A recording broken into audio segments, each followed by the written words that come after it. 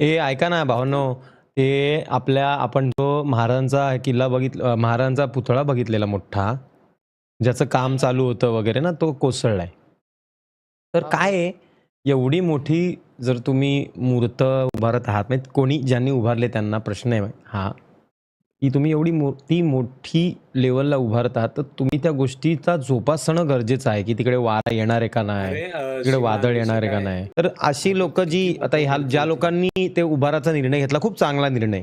पण ही एक जबाबदारीची कामी पण आहेत. म्हणजे आपण आपल्या घरी जेव्हा गणपती पण बसवतो, तेव्हा तर मी जेव्हा माझ्या आई-वडिलांना प्रश्न विचारला, की आपण 1.5 दिवसाचा का बसवतो? 5 दिवसाचा का नाही? माझी इच्छा आहे. आता मी तर लहान होतो तेव्हा मला तर कल्पना नव्हती, की त्याच्यामागे काय-काय करायला लागतं. पण खूप जास्त गोष्टी जपायला लागतात. व्यवस्थित पूजा करण्यापासून बऱ्याच गोष्टी ज्या मला आजही येत नाही. पण त्याकरता 1.5 दिवसाचा गणपती. का तर व्यवस्थित सगळं रीतसर व्हावं. तसंच हे आहे, की महाराजांची एवढी मोठी मूर्ती तुम्ही उभारले, तर मग ती पूर्ण होईपर्यंत आणि तिचं कायम संरक्षण करण्याची जबाबदारी पण त्यांचीच आहे ना, ज्यांनी तो निर्णय घेतलाय. असं पडणं म्हणजे किती चुकीचं आहे आणि वाईट वाटतं, माहिती आहे का? यायच्या गावात आणि ते पण लगेच आणि मी मी जेव्हा बघितलेली मूर्ती तेव्हा मी प्रश्न विचारलेला प्रदीप भाऊनच प्रश्न विचारला, की असं असं का बांधकाम आहे? तर ते बोलतात, "अरे, हे अजून पूर्ण नाही, अजून वेळ आहे, बराच वेळ आहे." मग ॲटलीस्ट त्याला सपोर्ट म्हणून काहीतरी बांधून ठेवलं असतं, की पूर्ण होत नाही तोपर्यंत. म्हणजे तुमच्या भावना पण ऑब्व्हियसली दुखावल्या गेल्या असतील ज्यांनी हे बांधकाम केलंय. पण हे चुकीचं आहे. असं नाही व्हायला पाहिजे रे. असं नाही व्हायला पाहिजे. या गोष्टीची काळजी घेतली गेली पाहिजे. आणि मेन काय माहिती आहे का, अशा गोष्टीत तर जर कॉन्ट्रॅक्ट असेल, की चल हे मूर्तीचं कॉन्ट्रॅक्ट आहे आपलं 20-25 लाखाचं म्हणा किंवा 50 लाखाचं म्हणा. तर ते पूर्ण पैसे तिथे युटिलाइज झालेच पाहिजेत. असं नाही झालं पाहिजे, की त्याच्यातलं थोडंफार आपण आपल्यासाठी वापरलं आणि मग पैसे हे केले तर. या गोष्टीची काळजी घेणं गरजेचं चुकीचं आहे ते. मला बरेच मेसेज आलेत, पण मी काय जास्त मी जे रिस्पॉन्स नाही देते जास्त कारण काय चाललंय माहिती आहे का, गेल्या 1-1.5 महिन्यात जे आसपास घडतंय ना, म्हणजे मेंदू थोडा वायाच गेलाय माझा पूर्ण. काय माणूस बोलून जाईल ना पटकन, काय कळत नाही मला. त्यामुळे मग असं वाटतं थोडंसं शांतच बसावं. आता त्या दिवशी पण तो एक जो मॅटर झाला, की तो बंड्या त्यांना त्या भाऊंना जय श्रीराम बोलले, तर भाऊ काय जय श्रीराम रिप्लाय दिला, तर थोडासा खवळला मुफासा. तर हे सगळं कसं असतं, की बॅक ऑफ द माइंड चालू असतं, की समोर जे घडतंय ते चुकीचं आहे. असं नाही व्हायला पाहिजे यार, लक्ष द्या आणि मिळून मिसळून राहा. बाकी काय बोलू अजून? पण सिधी आता हे वाढत जाणार. म्हणजे हे काय आता काय थांबणार नाहीये. हे अशा गोष्टी होत जाणार. काय बोलायचं यार? एक व्हिडिओ मी कारण की बघितला आता मी प्रत्येकाची मेंटॅलिटी आता वेगळी झाली आहे. करणला पण एक व्हिडिओ पाठवला. त्याच्यामध्ये म्हणजे मी जास्त डिटेल नाही इव्हन बोलत, पण 30-50 येतायत. त्याच्यामध्ये ना असे विद्यार्थी वगैरे आहेत. सगळ्या जातीचे विद्यार्थी आहेत तिकडे आणि तिकडे भारत माता की जय वगैरे चालले, तर एक स्पेसिफिक रांग आहे ना, ते लोकं जय नाही बोलत आहेत. ते पाया पण नाही पडत आहेत. लहान-लहान मुलं रे. म्हणजे काय शिकवण देतोय आपण आपल्या मुलांना, की काय म्हणजे आपण फक्त जातीवादच पाळत राहणार आहेत का नाही? अरे भारतासाठी आहेत का नाही आपण? आपण ज्या भारतात राहतो, त्या भारतात असल्याचा गर्व असायला हवा ना? तुम्ही त्या भारतातलं खाता, तुम्ही त्या जमिनीवर जगता, तुम्ही त्या जमिनीचे आहात आणि तुम्ही वंदे मातरम बोलाल, तुम्हाला कमीपणा वाटतोय, भारत माता की जय बोलायला, मग तुम्ही कुठल्या उद्देशाने इथे आहात? ही कुठली घडवणूक आहे? मग आता टेन्शन काय ते काय हे बेकार आहे रे. म्हणजे भयानक आहे, भयानक. पण भयानक आहे. श्रीमान तू एक गोष्ट मला नोटीस नवल वाटतं केली आपल्या आपल्या श्रीमान फॅमिलीमध्ये खूप सर्व जातींची माणसं आहेत आणि ती गर्वाने जय श्रीराम, वंदे मातरम सगळ्या जातीला, सगळ्या धर्मांना मानणारी माणसं आहेत.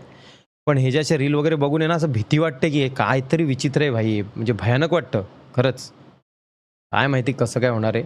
आई-वडिलांची शिकवण असणं गरजेचं आहे त्या मुलांना.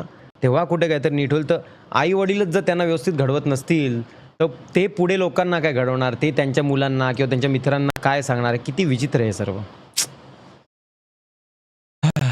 असो. चला बोल चेतन काय बोलतो रे? मी म्हटलं आपण आजपर्यंत म्हणजे एवढ्या ठिकाणी गेलो किंवा कुठेही गेलो असेल, फिरलो असेल, त्यात आपण कुठलाही व्यक्ती आला तर आपण त्याच्याशी नॉर्मल आणि खूप प्रेमानेच बोललो. म्हणजे आपण कधी जात बघत पण नाही आणि आपण जात आणत पण नाही. या आधीपासून ते आत्तापर्यंत मला असं वाटतंय. पण लोकं छोट्या-छोट्या गोष्टींचा किती बारकाईने विचार करतात. बोलतो काय तुला? छोट्या-छोट्या गोष्टीच आहेत रे. मला तर जातीवाद करणारीच लोकं नाही आवडत. अरे मला तर नवल वाटतं. मी लहानाचा मोठा मी स्वतःला खूप लकी समजतो, की माझ्या आई-बाबांनी मला चांगली शिकवण दिली. की जाती-भीती काय ना मला बरीच लोकं बोलायची, "अरे तू ह्या जातीच्या मुलाबरोबर का फिरतोय? तू असं काय करतोय? अरे त्याच्याबरोबर नको फिरू तुझी इज्जत निघेल." मी विचार करत बसू माझी मी काय इज्जत काहीच निघाला माणूस आहे तो, जातीचा काय विषय, इज्जत काय निघायचा संबंध. मी फिरायचो सर्वांबरोबर, मला कधी असं म्हणजे वाटलं नाही कुठलं मला काय. हे म्हणायचंय गाईज, हे सगळं माझ्याबद्दल खूप बोललेले आहेत श्रीमानला, पण श्रीमाननी त्यांच्याशी भांडणं केलेली आहेत. कारण की तो एवढंच बोलायचा की आम्ही जात वगैरे नावं म्हणजे तुम्ही सांगणारे कोण? नावं बिवं नका घेत जाऊ रे चेतन. मी कोणाची नावं नाही पण घेत. विचित्र आहे, तू स्वतःचं नाव कशाला घेतो. असा विषय आहे की अच्छा, जातीवाद नसतो भावांनो, प्रेम असतं. प्रेम प्रेम खूप महत्वाचं आहे. आज मी तुम्हाला सांगतो की म्हणजे चेतन माझ्यात किती भांडणं असू दे, तो माझ्यासोबत नसू दे, आमचं पटत पण नसू दे, चला काही असू दे, पण कधी कोणावर संकट आलं ना तर काय आम्ही विचार करू का जातीचा, की अरे हा या जातीचा आहे, नको जायला बाबा. अरे काय आहे बाई, पहिलं एकमेकांसाठी धावकी नाही. मी बघितलंय जेव्हा माझ्यावर वेळ आली तेव्हा कोण मदतीला येतं कोण नाही, हे सगळं बघितलंय मी. जेव्हा मी जॉब करायचो त्याच्या आधीची गोष्ट सांगतोय. मी सगळ्या माणसांना ओळखून आहे व्यवस्थित. त्यामुळे मला एक गोष्ट तर कळलेली आहे की मैत्री ही जात खूप महत्वाची आहे आणि माणुसकी ही जात खूप महत्वाची आहे. ती पाळली ना तर आपण या जगात सर्व जिंकू शकतो. सिद्धी आपण एकमेकांशी फक्त वाद करत बसतो की हे असं आहे, आमचा धर्म तेव्हापासूनचा आहे, तुमचा धर्म आत्ताचा आहे, आमचा धर्म श्रेष्ठ, तुमचा अरे काय धर्म जात. जेव्हा मराला टेकू ना, जेव्हा हे सगळ्या पावसामुळे या उन्हामुळे हाहाकार होणार आहे ना पृथ्वीवरती, तेव्हा तो देव जात नाही बघणार आहे तुमचा गेम वाजवताना. सिद्धी कुठल्याही ऐक ना, जाताचा माणूस तो एक मिनिट. उडणारच आहे. महाराजांचा एक शब्द आहे भावांनो, की मी जात धर्म मानत नाही, पण मी धर्म भोळा नाहीये.